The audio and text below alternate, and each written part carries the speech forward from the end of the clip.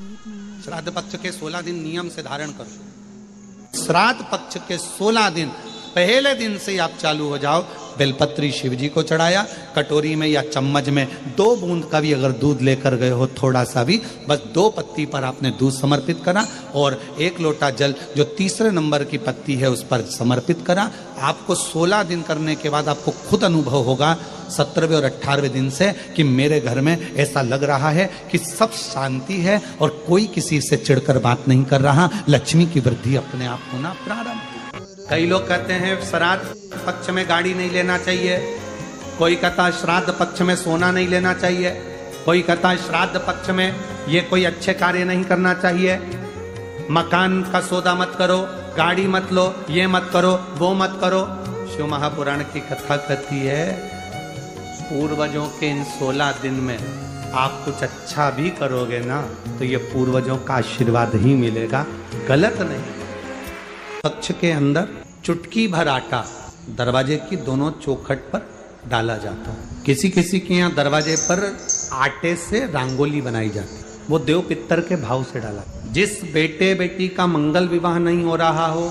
शुभ कार्य की सूचना नहीं आ रही हो, बहुत दिनों से एक फाइल कहीं लगी हुई है, अटकी हुई है, नहीं काम हो रहा, हम उनसे कहेंगे ये जो 16 दिन श्राद्ध के हैं, जितने दिन निकल गए, जितने दिन बचे हैं उन दिन में आपके दरवाजे के बाहर एक चुटकी घर से आटा लाकर चौखट के इस ओर चौखट के उस ओर दोनों जगह चुटकी भर आटे को डालना प्रारंभ करो। 16 दिन श्राद्ध के पूर्ण हो। जब अमावस्या आए किसी जलाशय, सरोवर, तालाब, बावड़ी, कुआं के पास में घी का दिया लगाकर आना, बाबा से प्रार्थना कर आना। केवल 22 से 24 दिन निकलते हैं और घर में कोई शुभ कार्य की सूचना आना प्रारंभ हो जाए। वो देव पितर का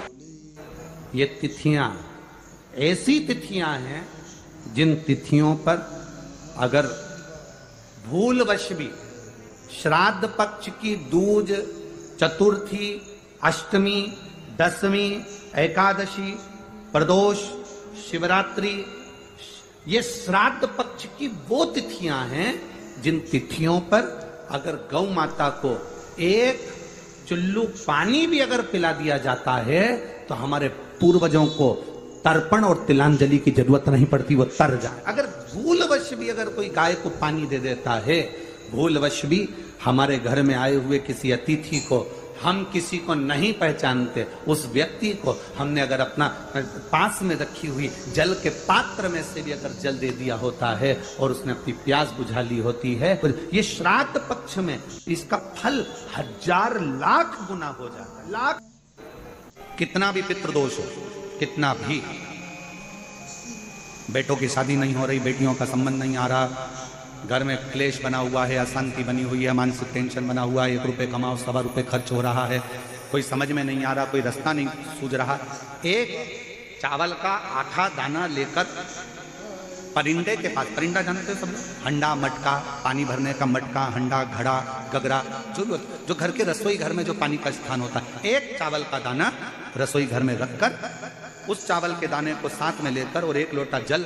हंडे का, मटके का, परिंदे का, घड़े का भरकर जाइए और वो परिंदे का पास का चावल का दाना और 1 लोटा जल, पहले चावल का दाना शिव जी के शिवलिंग पर समर्पित करो, फिर 1 लोटा जल जहां जलाधारी होती है, जलाधारी इधर की है तो आप इधर खड़े हो, जलाधारी उत्तर की है तो आप यहाँ दक्षिण की ओर खड़े होकर शिव जी पर जल चढ़ाना प्रारंभ करें। यहाँ जल बह रहा है शिवलिंग का तो आप इधर खड़े होकर जब जल चढ़ाओगे, चावल का दाना रखकर, ऐसा भी पितृदोष हो वो सारा पितृदोष समाप्त होता ही है और घर में शुभ कार्य होता है। पितरों की शांति का मूल क्रम है शंकर की स्तुति। 16 दिन श्राद्ध के होते हैं और 16 दिन श्राद्ध में से कोई भी एक दिन श्राद्ध का जो तुम्हारी मर्जी पड़ जाए, जिस दिन तुम घर में फ्री हो, जिस दिन तुम्हारी मर्जी पड़ जाए, जिस दिन तुम्हारा मन कर जाए, उस दिन वृषकपि, विषकपि नाम लेकर एक रोटी में थोड़ी सी शक्कर या गुड़, थोड़ा सा चावल, थोड़ा सा अगर चावल नहीं हो तो खीर बन जाए तो ज्यादा अच्छी है, रोटी के अंदर रखकर वृषकपि या विषकपि भगवान शंकर का एक अवतार नाम लेकर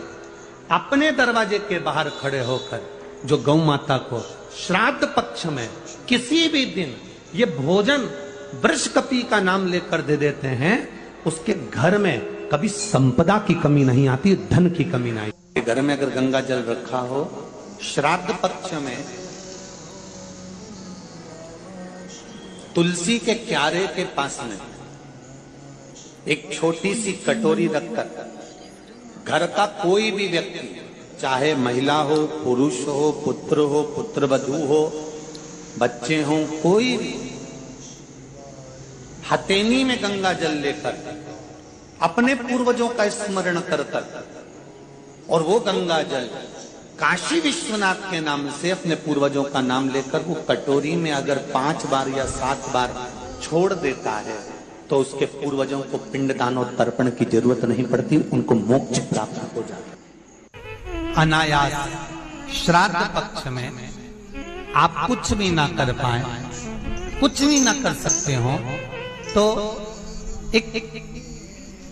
पत्ते के ऊपर कोई सा भी पत्ता ले लो, चाहे पान का ले हो, कोई पीपल का ले हो, कोई भी पत्ते के ऊपर एक कुड़ी, थोड़ा मीठा थोड़ा नमकीन रखकर अपनी कामना कर अपने पूर्वजों के लिए इन 3 वृक्ष के नीचे 16 श्राद्ध में किसी भी एक दिन आपको भोजन को रखकर रह जाएगा। अपनी कामना कर सुख का अनुभव होगा, पितरों को शांति मिलेगी के लक्षण है। इसमें आपके घर में जो भी रुद्राक्ष पड़ा हो, जो एक पानी के पात्र में उस रुद्राक्ष को डाल दीजिए, उसमें एक चावल का दाना डाल दीजिए। परिंदा जहां होता है, मटका, हंडा या रसोई घर में आपका जो पानी भरने का स्थान होता है, जिसको आरो वारो क्या क्या लगा के रखते हो, उसी के कहीं पास में उस कलश को रख दीजिए, ऊपर से उसको ढक दीजिए। शाम के समय, सुबह रखा 10 बजे से 12 बजे के बीच में, शाम के समय प्रदोष काल में भगवान शंकर का नाम स्मरण कर कर ओम नमः शिवाय बोलकर, श्री शिवाय नमस्तुभ्यम बोलकर या महामृत्युंजय, कुछ नहीं तो घर के दरवाजे पर थोड़ा पानी छीटना। तुम ये तो नियम बना सकती है ना कि मैं घर में से पानी लूंगी, मटके में से, परिंदे में से, और घर के बाहर छीटूंगी। क्या होता है मटके का पानी बाहर छीटने से, परिंदे का पानी बाहर छीटने से? तो गरुड़ पुराण के अंतर्गत लिखा है 3 अंश के अंदर कि हमारे घर का जो मटका होता है वो मटका परिंदा कहलाता है। परिंदा का मतलब होता है पितरों का स्थान। हम उसमें से जब पानी लेकर घर के दरवाजे पर छींटते हैं तो हमारे द्वार पर जितने भी पितर रात्रि भर में आकर भोजन की याचना करते हैं, उस जल से उनकी तृप्ति हो जाती है। तो हमारे पूर्वजों को श्राद्ध पक्ष में पानी देने की भी जरूरत नहीं पड़ती, पिंड देने की भी जरूरत नहीं पड़ती, वो उससे तृप्त हो जाते हैं मात्र जल का सिंचन करने से। 16 दिन श्राद्ध के होते हैं और 16 दिन श्राद्ध में से कोई भी एक दिन श्राद्ध का, जो तुम्हारी मर्जी पड़ जाए, जिस दिन तुम घर में फ्री हो, जिस दिन तुम्हारी मर्जी पड़ जाए, जिस दिन तुम्हारा मन कर जाए, उस दिन वृषकपी, विषकपी नाम लेकर एक रोटी में थोड़ी सी शक्कर या गुड़, थोड़ा सा चावल, थोड़ा सा अगर चावल नहीं हो तो खीर बन जाए तो ज्यादा अच्छी है, रोटी के अंदर रखकर वृषकपी या विषकपी भगवान शंकर का एक अवतार नाम लेकर अपने दरवाजे के बाहर खड़े होकर जो गौ माता को श्राद्ध पक्ष में किसी भी दिन ये भोजन वृषकपी का नाम लेकर दे देते हैं, उसके घर में कभी संपदा की कमी नहीं आती, धन की कमी नहीं। श्राद्ध पक्ष के 16 दिन नियम से धारण करो। हे पितृदेव, मैं आपको वर देता हूं, श्राद्ध पक्ष के 16 दिन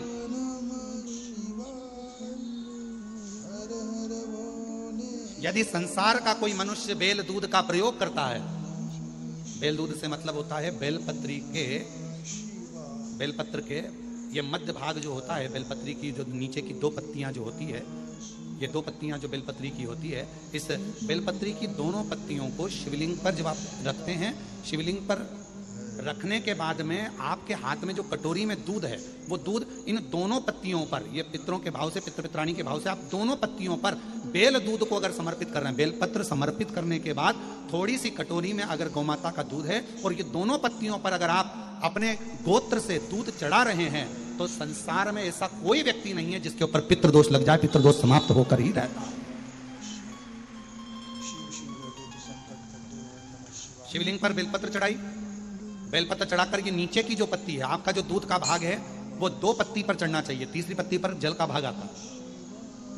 2 पत्ती पर आपका दूध का भाग रहे। और जब बेल दूध का प्रयोग आप करते हैं और दूध बाबा को 16 दिन श्राद्ध के, अगर कोई कह दे कि आपके घर में पितृदोष है, ये दोष है, वो दोष है, सारे दोष आपके यहाँ लग गए हैं, और आपके यहाँ ये 4 लक्षण अगर पितृदोष के दिख रहे हैं जो पहले कथा में वर्णित किए, अगर ये लक्षण दिख रहे हैं, तो श्राद्ध पक्ष के 16 दिन पहले दिन से ही आप चालू हो जाओ। बेलपत्री शिव जी को चढ़ाया, कटोरी में या चम्मच में 2 बूंद का भी अगर दूध लेकर गए हो, थोड़ा सा भी, बस 2 पत्ती पर आपने दूध समर्पित करा, और 1 लोटा जल जो तीसरे नंबर की पत्ती है उस पर समर्पित करा। आपको 16 दिन करने के बाद आपको खुद अनुभव होगा 17वें और 18वें दिन से कि मेरे घर में ऐसा लग रहा है कि सब शांति है और कोई किसी से चिढ़कर बात नहीं कर रहा, लक्ष्मी की वृद्धि अपने आप होना प्रारंभ। कैसा भी। और यहां तक शिव महापुराण की कथा कहती है, किसी की फैक्ट्री बंद हो गई, किसी की दुकान बंद हो गई, चलते चलते अगर किसी का व्यापार बंद हो गया, 4 दिन चल रहा था, बहुत अच्छा चला, उसके बाद एकदम डाउन आ गया, कोई प्रशासनिक कार्रवाई हो गई, कोई अदालती कार्रवाई हो गई, कोई परेशानी सामने आकर खड़ी हो गई है, तो भी अगर प्रति 16 दिन तक लगातार शंकर भगवान के शिवलिंग पर बेल दूध का प्रयोग किया गया है, तो आप 17वें दिन से अंदाजा लगा लेंगे कि आपका धीरे धीरे धीरे धीरे धीरे धीरे जो फैक्ट्री बंद सी थी वो ऊर्जावान हो गई है, चलना प्रारंभ हो गई। बेल दूध का इतना प्रभाव, बेल दूध का इतना, पितृदोष से संसार सागर की मुक्ति हो, मोक्ष हो, ऐसा कोई फल केवल देवाधिदेव महादेव ने बेल और दूध का जो प्रयोग है, उस प्रयोग का साधारण फल नहीं है, बहुत फल। और श्राद्ध पक्ष में मेरी जीजियों से निवेदन है, मेरी बेटियों से, मेरी माताओं से, अगर तुम्हारे घर में 25 साल तक भी औलाद नहीं हुई, 20 साल हो गए, 25 साल हो गए, 30 साल हो गए, 28 साल हो गए, 15 साल भी हो गए, 10 साल भी हो गए और संतान का सुख नहीं है, तो श्राद्ध पक्ष में प्रतिदिन अपना जो पानी का हंडा होता है, परिंडा होता है, क्या बोलते हैं हैदराबाद में, हमको उसको नहीं मालूम, जहां पर पीने का पानी भरते हैं, हंडा बोलते हैं, मटका बोलते हैं, बाल्टी पानी की या हंडा, मटका, गगरा, जो भी भर कर रखते हो रसोई घर के अंदर पीने का, उस पानी के भरे हुए हंडे के पास में पितरों का स्थान होता है। वो पितरों के स्थान के पास में कटोरी में थोड़ा सा दूध रखिए, एक बेलपत्र रखिए, और वो बेलपत्र और दूध को आप प्रतिदिन 16 दिन तक लगातार शिव जी को रोज रखो, रोज समर्पित करना प्रारंभ करो। बस बेलपत्र शिवलिंग के ऊपर और दूध जहां अशोक सुंदरी का स्थान है, आपको मालूम होगा, जरा ध्यान देंगे, ये शिवलिंग, ये जलाधारी, ये भगवान शंकर का शिवलिंग है, ये जलाधारी है, माता पार्वती जी का हस्त कमल, और सामने जो चरण है जहां से पानी बहता है, राइट भाग गणेश जी का, लेफ्ट भाग कार्तिकेय जी का, बीच में एक मोटी सी लाइन होती है जिसको अशोक सुंदरी कहा जाता है। शंकर भगवान की 6 बेटियां हैं, 6 बेटियों में शंकर जी के ऊपर जो कलश रखा होता है, उसमें से जो बूंद बूंद पानी गिरता है, वो कलश 5 बेटियों का स्थान होता है, जया, विषहरा, शामली बारी,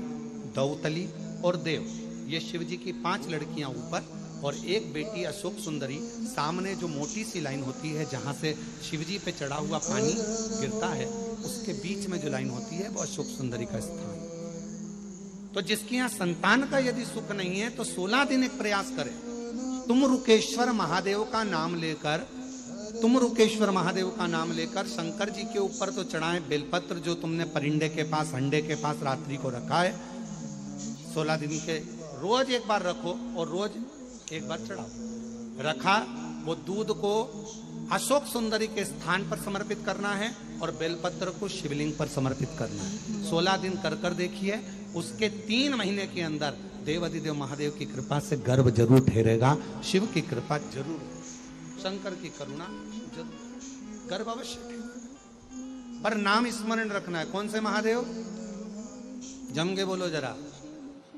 तुम रुकेश्वर महादेव। फिर से बोलिए, तुम रुकेश्वर महादेव। संसार में रहने वाला मानव दुनिया के कई लोग उनसे कहेंगे कि इनको पितृदोष लग गया, दुनिया के कई लोग कहेंगे इनको पितरों का दोष लगा हुआ है, पितृदोष लगा हुआ है, पितरों का दोष लगा हुआ है, पितृदोष लगा हुआ है। पर वो पितृदोष लगता क्यों?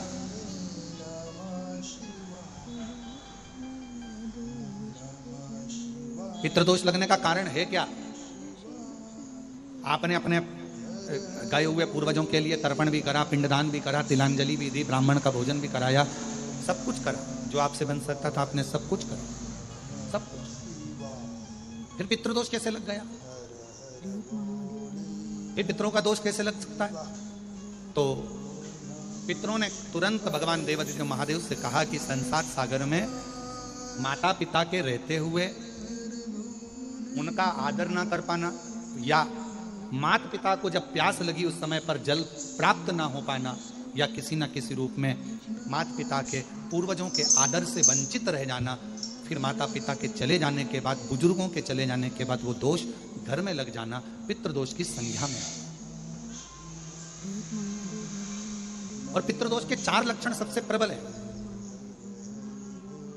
ये कोई भी अनुभव कर सकता है पितृदोष के 4 लक्षण में। पहला लक्षण है 1 रुपया कमाओ, 1.25 रुपए खर्च हो रहे हैं, समझ लेना पितरों का दोष है। दूसरे नंबर का, एक व्यक्ति घर में बीमार है, ठीक हुआ, दूसरा बीमार पड़ गया, तीसरा ठीक हुआ, चौथा बीमार पड़ गया, घर में कोई ना कोई निरंतर बीमार पड़ा हुआ है, दवाई गोली लगी रही है, समझ लो पितरों का दोष है। तीसरे नंबर पर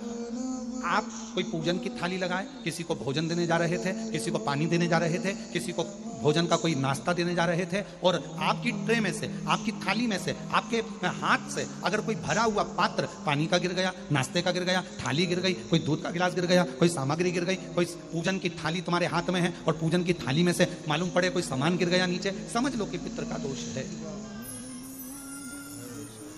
और चौथे नंबर पर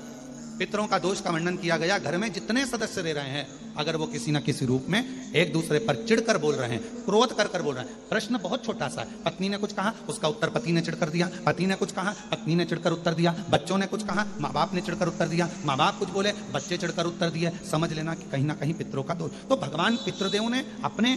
दामाद से, भगवान देवादिदेव महादेव से कहा कि संसार सागर में हो सकता है कि संसार सागर में मनुष्य रहता है, मानव रहता है, और उससे गलतियां हो जाती है। तो पितृदोष अगर संसार के लोगों को लगे तो हमारा एक निवेदन है, आप जाते जाते वर दीजिए कि ये पितरों की शांति आपकी आराधना से पूर्ण हो जाए, बस इतना वर दे दीजिए। उन्होंने हाथ जोड़कर कहा, भगवान देवादिदेव महादेव भगवान शिव जी से प्रार्थना करी, निवेदन किया। संसार का मनुष्य, दुनिया के लोग कहें कि ये पितृ दोष है, पर उस दोष से आपकी पूजन आराधना से वो दोष मुक्त हो जाए। दोष श्राद्ध पक्ष के 16 दिन नियम से धारण करो। ब्राह्मण को भोजन नहीं करा पा रहे हैं, मान लो आप गौ माता को रोटी नहीं दे पा रहे हैं, स्वान को भोजन नहीं दे पा रहे, कौवे को भोजन नहीं दे पा रहे हो, और मान लो गया ब्रह्म कपाली या कहीं पिंडदान नहीं कर पा रहे हो, तिलांजलि तर्पण नहीं कर पा रहे हो, तो एक काम जरूर करना, जल के पात्र में 2 बूंद गंगा जल डालना, और वो गंगा जल शंकर को रोज 16 दिन तक चढ़ाइए, पितृदोष समाप्त हो जाए। जब ज्यादा घर में पितृदोष हो ना, ऐसा लगे कि पितृदोष बहुत ज्यादा है, 1 रुपए कमा रहे हैं, 1.25 रुपए खर्च हो रहा है, हाथ में पैसा नहीं टिक रहा, दुकान 4 दिन अच्छी चल रही है, फिर व्यापार डाउन हो जाता है, कोई पैसा लेकर भाग गया, नहीं दे रहा, कहीं कर्जा मात्रा बढ़ गई है, ये पितृदोष के लक्षण है। इसमें आपके घर में जो भी रुद्राक्ष पड़ा हो, जो भी रुद्राक्ष रखा हो, क्योंकि संभाल के तो आप रखते नहीं, पटक देते यहां में, जो भी रुद्राक्ष आपके घर में रखा हुआ, एक पानी के पात्र में उस रुद्राक्ष को डाल दीजिए, उसमें 1 चावल का दाना डाल दीजिए। महाराज, परिंदा जहां होता है, मटका, हंडा या रसोई घर में आपका जो पानी भरने का स्थान होता है, जिसको आरो वारो क्या क्या लगा के रखते हो, उसी के कहीं पास में उस कलश को रख दीजिए, ऊपर से उसको ढक दीजिए। शाम के समय, सुबह रखा 10 बजे से 12 बजे के बीच में, शाम के समय प्रदोष काल में भगवान शंकर का नाम स्मरण कर कर ओम नमः शिवाय बोलकर, श्री शिवाय नमस्तुभ्यम बोलकर, या महामृत्युंजय मंत्र का स्मरण कर कर, या गायत्री मंत्र का स्मरण कर कर, जो मंत्र आपकी बुद्धि में विवेक में समाहित हो उस मंत्र का नाम लेकर राम कृष्ण हरि जो बोल सकते हो, एक घी का दिया अवश्य प्रज्वलित करें। लंबी बाती का, कौन सी बाती का? फूल बत्ती का नहीं, गोल बत्ती का नहीं, लंबी बाती का। बत्ती का मुख दक्षिण की ओर, कहां पर होना चाहिए? दक्षिण की, ना पूरब ना पश्चिम ना उत्तर, बत्ती का मुख कहां हो? दक्षिण की ओर। जैसे श्राद्ध पक्ष में ब्राह्मण को जब भोजन कराते हैं तो ब्राह्मण का मुख श्राद्ध पक्ष के भोजन कराते समय अगर पूरब पश्चिम और उत्तर का होता है तो श्राद्ध के भोजन का फल नहीं मिलता,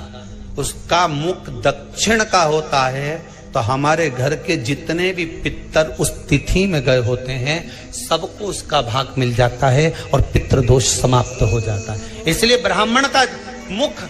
श्राद्ध पक्ष में भोजन कराते समय दक्षिण का होना चाहिए।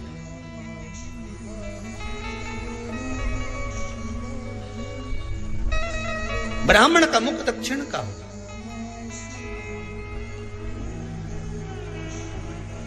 यहां तक शास्त्र कहता है महाराज, अगर गौ माता को श्राद्ध पक्ष में अगर भोजन दे रहे हो तो गाय का मुख अगर दक्षिण का है,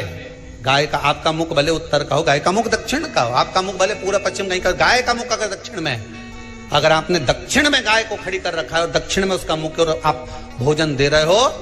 तो शास्त्र कहता है कि किसी पिंड की जरूरत नहीं पड़ती, गाय स्वतः कल्याण कर देती है, गौ माता स्वतः कल्याण कर, दक्षिण मुखी हो। तो दिए की जो बाती का मुख कहां होना चाहिए? दक्षिण का। और दक्षिण का मुख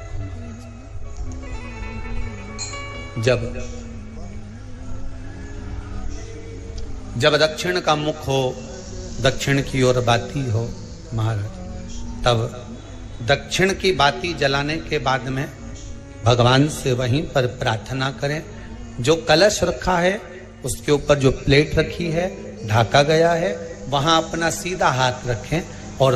अपने पूर्वजों का, अपने पितरों का स्मरण करें कि मेरे धन को लेकर कोई चले गया, मेरा व्यापार ऐसा चल रहा है, मेरा घर में बच्चों का विवाह नहीं हो रहा, या घर में इतनी अशांति है या तकलीफ है या कष्ट है, ये सब का स्मरण कर कर उस कलश को रात्रि भर रखे रहने दें। सुबह स्नान आदि करने के बाद फिर एक घी का दिया दक्षिण की ओर लगाकर सुबह 10 बजे से 12 बजे के बीच में उस जल को शिव जी को समर्पित कर कर जाएं और वो रुद्राक्ष लेकर वापिस सजाएं। महाराज वापिस सजाएं, उस रुद्राक्ष को अपने घर में रख दीजिए। वर्ष भर वो रुद्राक्ष आपको कभी बीमारी से नहीं घिरने देगा, कभी किसी जगह खड्डे में नहीं जाने देगा, वो उन्नति की ओर ही बढ़ाएगा। भले कोई भी रुद्राक्ष हो, 1 मुखी से लेकर 14 मुखी, 20 मुखी, 18 मुखी, जो रुद्राक्ष आपके पास में, आप तो उसका स्मरण करिए, आप उसका स्मरण करिए। आपको लगता है कहीं कहीं कि मेरे पितर मुझ पर क्रोध कर रहे हैं, आपको कभी कभी लगे कि मेरे ऊपर पितरों का पितृ दोष लगा हुआ है या पितरों का श्राप लगा हुआ है, या हमारे यहाँ पर लोग अधोगति में ज्यादा मर जाते हैं, हमारे यहाँ ये काम ज्यादा हो जाता है, तो निवेदन है, श्राद्ध पक्ष चल रहा है, प्रयास करिएगा एक चावल की कटोरी में, कटोरी के अंदर थोड़ा सा चावल रख लीजिए कच्चा, उस चावल की कटोरी में एक बेलपत्र, थोड़ी सी दुर्वा बांधकर पानी का मटका, परिंदा या जहां अपना रसोई घर में जल रखते हो, उस कटोरी को वहां पर 2 दिन 3 दिन तक रख दो। वैसे तो 16 दिन रखो ज्यादा अच्छा था, पर जो दिन अपने को मालूम है 2-3 दिन उसको रख दीजिए। घी का दिया लगाइए। 3 दिन के बाद में उस दुर्वा को, उस बेलपत्र को शिव बाबा को समर्पित कर दो। चावल पूरे घर में घुमाने के बाद चिड़िया को या नदी में या किसी जीव को प्रदान कर दो। महाराज, पितृदोष के निवारण का सुंदर तरीका।